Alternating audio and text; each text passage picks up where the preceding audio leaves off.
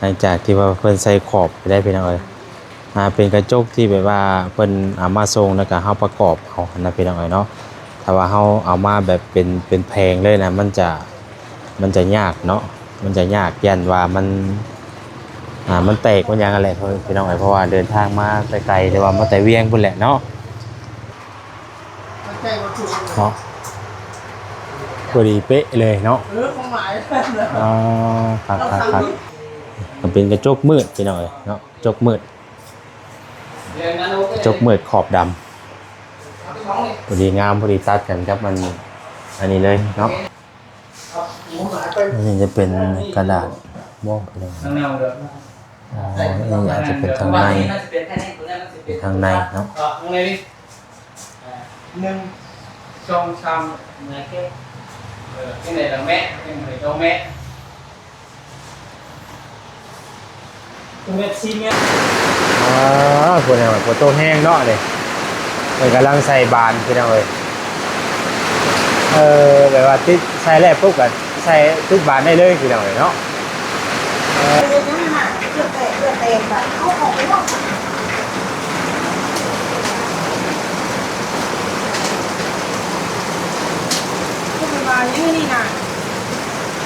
จับสั่งกระสีมันบาดมืออ่ะเน่ดีดอ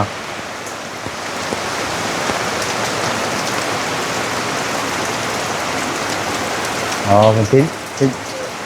ไฟลานตุ๊บเดี๋ยวดิไปเอาเลยเนาะมันก็จะเป็นแบบนี้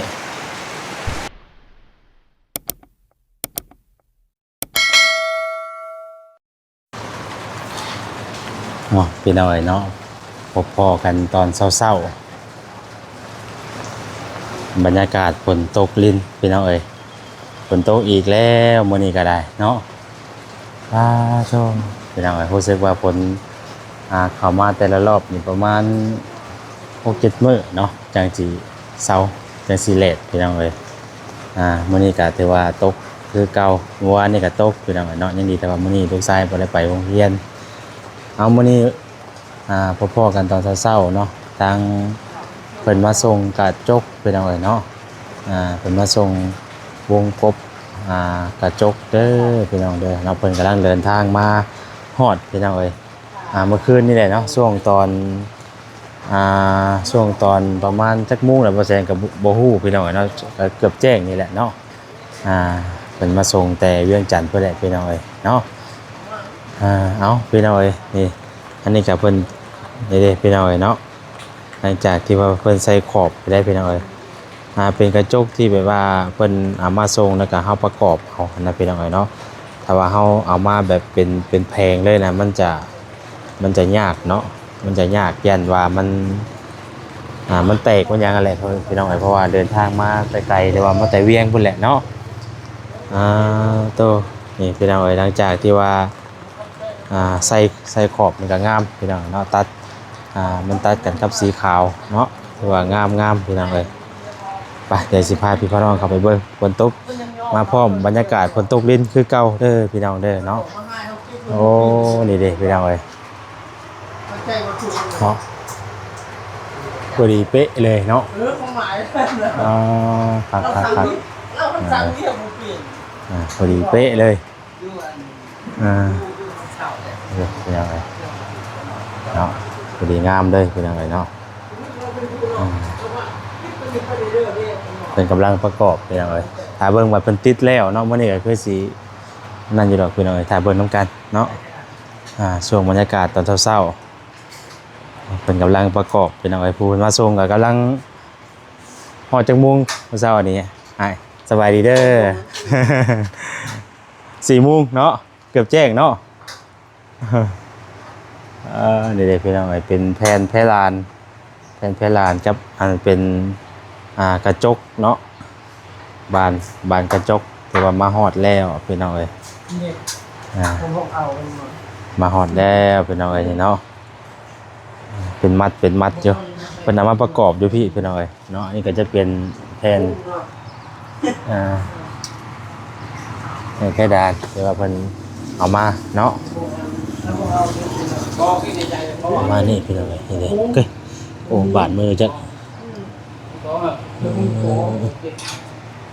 ได้ไปได้เนาะคนกระตกดินพี่น้องเอ้ยเนาะตกแบบพอบ่แห้งอะนะตกพอดีปกแป๊กปกแป๊ก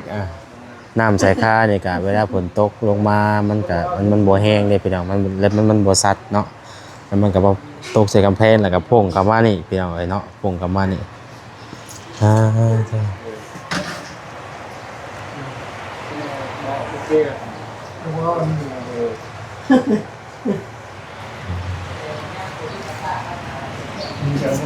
นบอก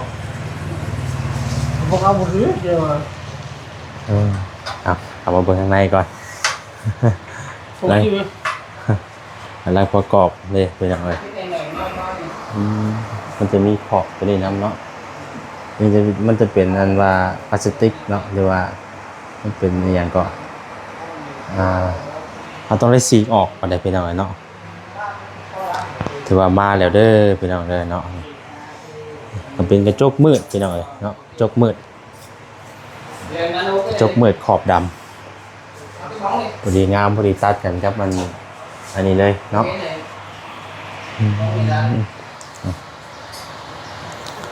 จบมาแล้วเป็นยังไงอันนี้จะเป็นทางในเอาเป็นออกมาเอาสิติดไปลานบ่น้องไปเลยมันจะใส่เพลานก้อนบาทนี่เนาะปลดพื้นปลดไฟออกติดเพลานแล้วก็ใส่ถุงกระจกบาทนี่คนกลับไปไว้ห้องน้ำไปหน่อยแล้วเป็นว่าพวกบานมีบานห้องน้ำมีบานหาเข่าของนอนแล้วก็เป็นบานใหญ่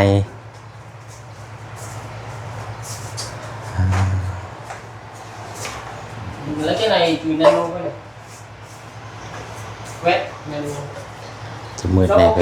มันจะมืดเนาะเพราะว่าบรรยากาศฝนตกมันจะเป็นสีมืดได้พี่น้องเป็นบานใหญ่เนาะบานใหญ่อยู่ทางนี้เพิ่นจะมาประกอบเอาตัวนี้จะเป็นบานห้องน้ำพี่น้องเป็นบานห้องน้ำแล้วก็มันจะมีบานห้องนอนแล้วก็กับบานประตูใหญ่เนาะถ้าเบิ่งแบบเป็นประกอบแล้ว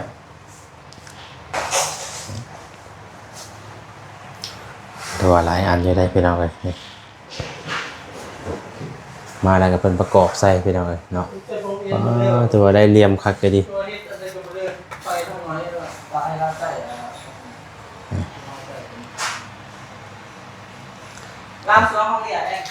คักแรกพี่น้องเลยเป็นกระจกดำกระจกมืดเลยพี่น้องได้เนาะเป็นกระจกมืดนี่จะเป็นกระดาษบ้องไปเลยนี่อาจจะเป็นทางในเนาะ 1 2 3 cái này là mét cái này cho mét mét xi mét cái gì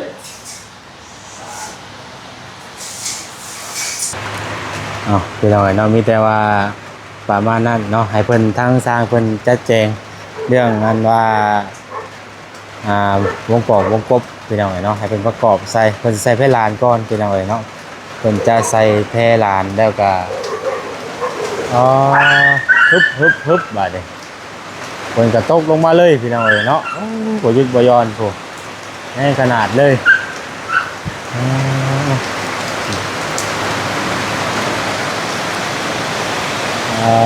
โธ่เนาะ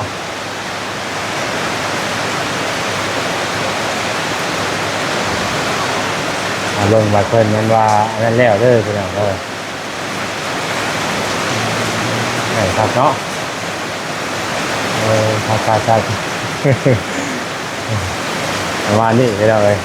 เพิ่นก็ตกแท้ตกว่าเนาะ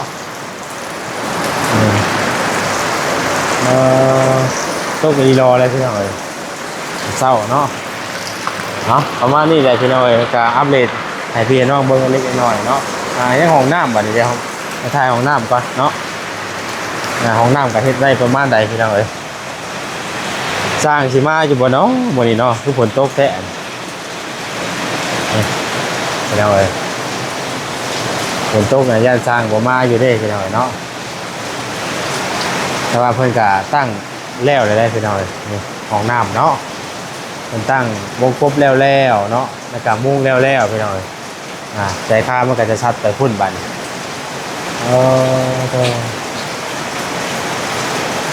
คนเหมือนว่าตกรัดบัดเนาะ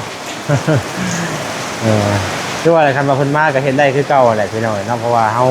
เฮ็ดอยู่ในพื้นที่ว่าซั่นซะเนาะมันมุงได้อยู่นะมุงไว้อยู่เราฟังเบิ่งพี่น้องเอ้ยช่วงตอนที่ช่วยเพิ่นแหละครับเพิ่นมากันเนาะ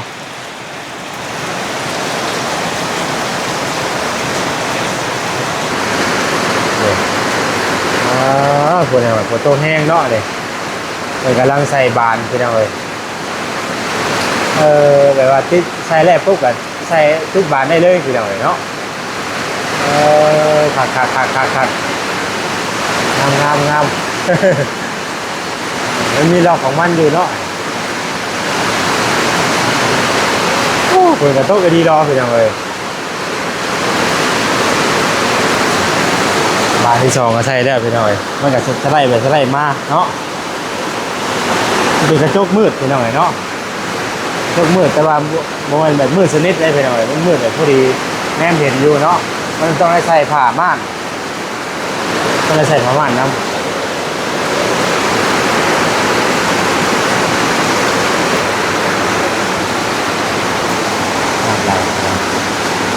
น้ำไหลลงท่อเนาะโอ้ไห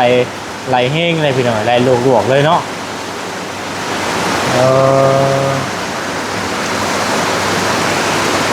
ไหลมากเลยพี่น้อง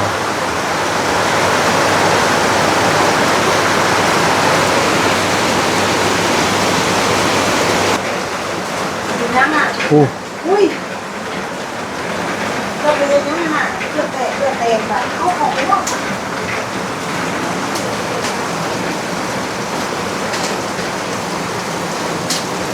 มาอย่างนี้นะ จับสั่งกระสีมันบาดมืออ่ะตัวเขาเลิกดี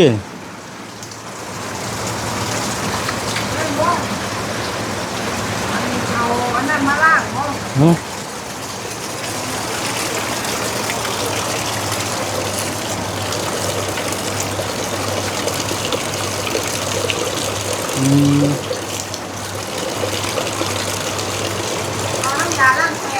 เอาใส่เยอะ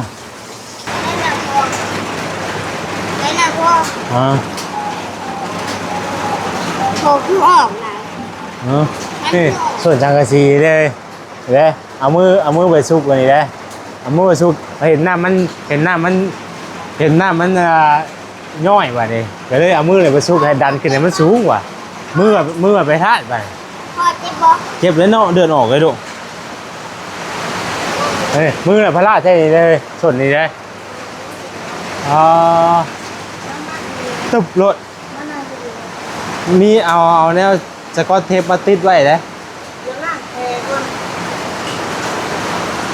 ค่ะเด็ดอย่างเงี้ยไขมันเต็มเลยน่ะไขมันเต็มหนูไปนั่งโอ้ถ่ายเป็นแท้ปินหลังใส่กล้องเอาเนาะผมไปตั้งไว้ทั้งนั้นเลยแต่เรามันจังบ่เห็นบันไดมันบ่แสบเว้ยแต่มันเป็นน้ำยาล้างแคมกระแสบด้วยเนาะอย่าไปถอดให้เห็นได้ถอดก็เร็วกว่าสีคอยให้มันซึมก่อนก็แสบแท้นี่นี่ว่าแสบมันย่อยทีนี้เอาไปล้างเอานี่มันย่อยทีนี้เดือดย่อยทีก็หาที่คนได้เห็นบอกว่าได้ดอกมันออกแล้วนะมันต้องล้างเพก่อนจะติดไว้เจ้าต้องเอาสำลีนี่เช็ดเพราะว่าไปเอาผ้าเพื่อนเช็ดบ่ได้เลยเสียงานเข่าเลยโอ้โหมันตุ้นได้บัด เขาเอาน้ำยาล้างเอา อ่า เบิ่งอดเอาแน่เนาะโตเจ็บแต่บาดเจ็บบ่ได้ยากบ่ได้ซ่าเนาะกำลังมาสิแตงข้าวมากิน จ้ะโอ้เสียเจ้ยมันจะใส่ลายไรพอแล้วบ่ได้ใส่หลายแล้วมันล้างนี่แล้วเนาะ โอ้ย น้ำหน่อยบ่ พอได้ว่ามีแต่หาเนี่ยมาติดไว้แบบนี้นะ เราจะคมไหมจะคมไหมนี่คมเอามันบ่ต้องเอามือตัวเองนี่เอาอันนี้คมไหมสิไปเอาสะกดมาติ๊กป่านนี้นะ เอาอะไรน้ำนี่กันเนาะโอ้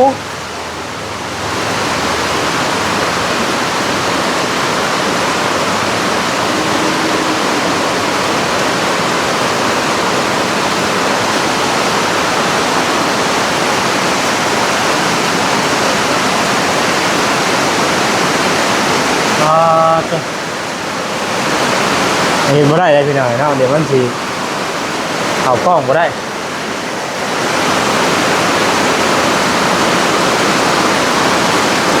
เจ็บบ่ได้ยากบ่ได้ซ่าเจ็บต้น ของน้อยๆบ่อย ตัวของน้อยนะเพราะว่า ใช่ก่อนใช่ก่อน เป็นของมันมาตอนเดือน คนเขาหัวย่อยช้าอย่างเงี้ยเพราะเห็นหน้ามันย่อยที่เดียวกันเลยเอามือน่ะไปซุกกันว่าดีเหมือนนั่นให้มันเข้ามาบ่มันเลยมือรุดบาดนี่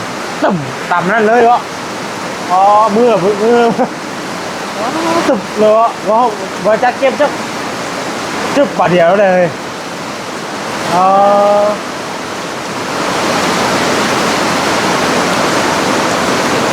เดี๋ยวพอออกไปขอชื่อกันมาเจ้าของผู้ใหญ่ฮะ นี่ไม่ได้ของเล็กน้อยของมนุษย์เลย เอาที่ถ่า เซ็ตออกข้างกระบอก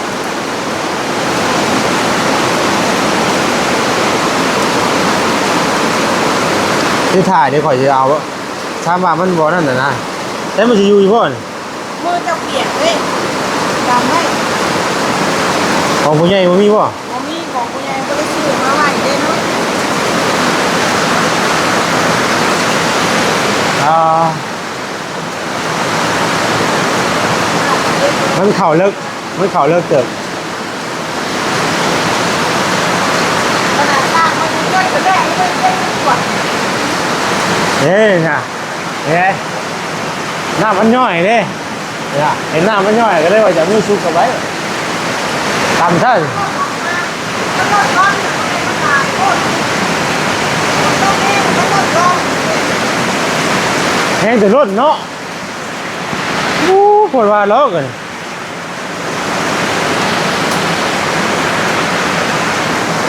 เพิ่งหาเส้นให้ออกก่อนเฮ้ยมาดิโอ้โหไปหน่อยเนาะตกแห้งดีรอได้ผลก็ได้เอ้ยผลว่ะผลน้ำจนเต็มหูเลยทั้งนั้นเนาะไม่ได้ไปขวดออกไปหน่อยเดี๋ยวเราจะไปขวดออก น้ำไปซื้อก้อน ท่านจ้องไปได้เลย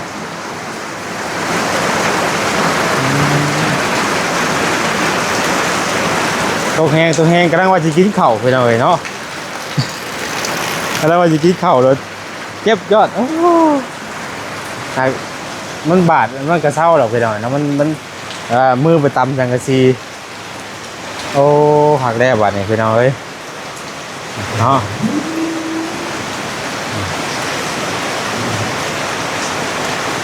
อันนี้ก็หลังจากที่ว่าติดที่กระจกเด้อพี่น้องเด้อแล้วหักแล้วบ่ะ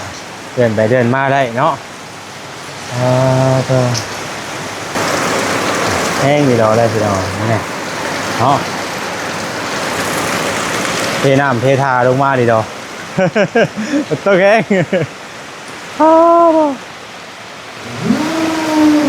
แน่ดีดอก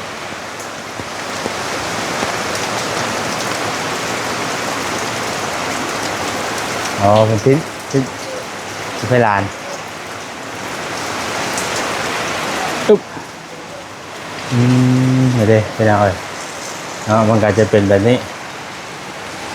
อันนี้คือใส่ประกอบเรียบร้อยแล้วพี่น้อย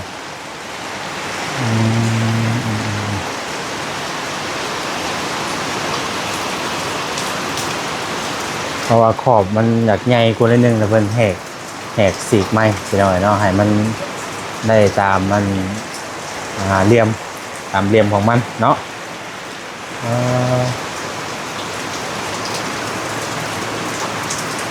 กรีดไม้บ่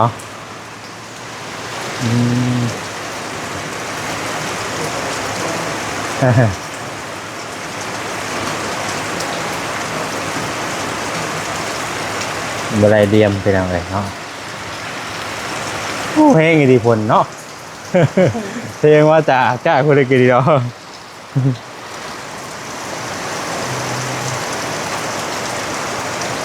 ก็ได้บานนึงเป็นอะไรโอ้ตัวเนาะถ้าว่าลมนี่เข้ามาได้หนึ่งเป็นอะไร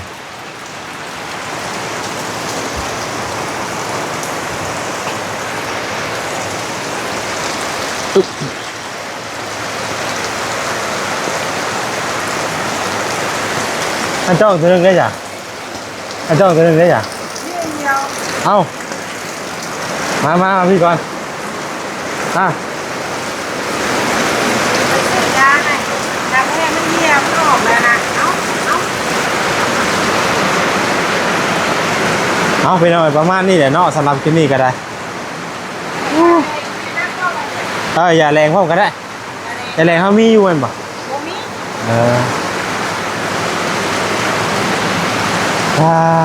ฝนตกพี่น้องเอ้ยเนาะ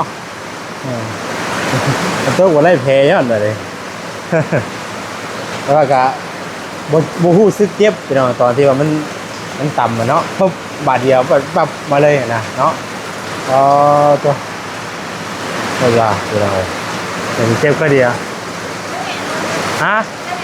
แล้วไปซื้อว่าแนวติดแผลว่าน้ำกระเผาแน่ว่าอันเขาบอกชื่อเลขเนี่ยฮะชื่อเลขบ่แล้วมาให้ชื่อเลขเนี่ย